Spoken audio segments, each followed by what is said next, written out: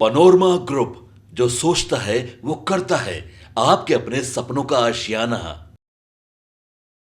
Reserve seat है। चर्चा वाल्मीकि नगर से करते हैं, जहां पर सुनील कुमार कुशवाहा जदयू से और आरजेडी से दीपक यादव। पिछली बार का क्या आंकड़ा रहा था सर? पिछली बार बैजनाथ महतो जीते थे, सुनील कुमार महतो के पिताजी, और कांग्रेस को ये सीट गई थी पिछली बार भी। शाश्वत केदार थे वहाँ से कांग्रेस के कैंडिडेट, और लगभग 3.5 लाख वोट से बैजनाथ महतो जीते थे। मतलब बहुत काफ़ी मार्जिन था, इसलिए उन्हीं के पुत्र बैजनाथ महतो के निधन के बाद उनके पुत्र उपचुनाव में जीते, और उसके बाद लगातार है दूसरी बार सुनील महतो को टिकट दिया गया है। उनके खिलाफ दीपक यादव, एक जो बाहरी है कैंडिडेट, लोग कहता है हरियाणा से आए हुए, यहाँ के चीनी मिल चलाते हैं, और वो पहले नित्यानंद राय के साथ मंच साझा करते थे, बीजेपी का झंडा ढोते थे। अचानक उन्होंने आरजेडी का झंडा थाम लिया। तो एक ये कहें जो अचानक वाले कैंडिडेट को और बाहरी कैंडिडेट को हमको नहीं लगता है जो बिहार में बहुत तरजीह दी जाती है। इसलिए इस सीट पे ज़्यादा चर्चा करने के बजाय बाबा से 2 मिनट में बात कर लीजिए। इस पे लगता है जो जेडीयू केक वॉक है। क्या है जातीय समीकरण बाबा?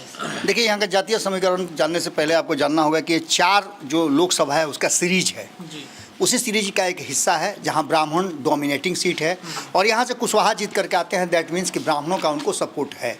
दूसरा, यहाँ यादव जो हैं वो भी इन्फ्लुएंस करते हैं काफ़ी कुछ हद तक, लेकिन ब्राह्मणों का यहाँ वर्चस्व है। इस बार एक नया प्रयोग किया गया दीपक यादव को उतार करके, वरना आप देखिएगा कि महागठबंधन की तरफ से अक्सर यहाँ ब्राह्मण उम्मीदवार ही उतारे जाते हैं और कड़ा टक्कर भी होता था। एक बार फिर से देखने को मिलेगा कि जो ब्राह्मणों का सपोर्ट है, क्या वो प्रवेश मिश्रा की तरफ जाता है या फिर सुनील कुशवाहा की तरफ। पूरा मामला इसी पर अटका हुआ है और यह निर्णायक भी होगा। वाल्मीकि नगर में बताते हैं, पिछली बार के मुकाबले इस बार 7% मतदान कम हुआ है। ये एक इम्पोर्टेंट बात है। अगर कम हो रहा है तो लोग बहुत ज़्यादा बदलने के लिए तवज्जो नहीं देते हैं। मतलब आपका कहना ये है कि सुनील कुमार कुशवाहा यहाँ से जीतेंगे वाल्मीकि नगर में, क्या सर? इसे आप 2019 के चुनाव से मत जोड़िएगा गलती से भी। ये 2020 में उपचुनाव हुआ था यहाँ, उससे जोड़िए इसको। 2020 में यहाँ से कांग्रेस के प्रवेश मिश्रा थे जो इस बार निर्दलीय लड़ रहे हैं, और लालू यादव ने ये सीट कांग्रेस से छीनकर यादव को दिया, जो यादव कहीं ना कहीं भाजपा ही थे। तो आप समझिए कि कहीं ना कहीं समीकरण यहाँ दूसरे तरीके का बन गया। मज़ेदार लड़ाई हो गई, लेकिन जो सुनील कुमार के पिताजी की मृत्यु हुई थी, फिर वो आए, और प्रवेश मिश्रा ने और सुनील कुमार की लड़ाई में एक मज़ेदार बात ये हुई थी कि पूरे बिहार में सबसे कम मार्जिन से यहीं जीत हुई थी जो उपचुनाव हुआ था उसमें। तो ये भी एक बड़ा पॉइंटर है इस बात का कि कांग्रेस यहाँ बेहतर चॉइस हो सकती थी। सवर्णों का पुराना और कांग्रेस का पुराना गढ़ माना जाता है, जो 4 जो बोल रहे हैं बाबा लोकसभाओं का क्षेत्र है।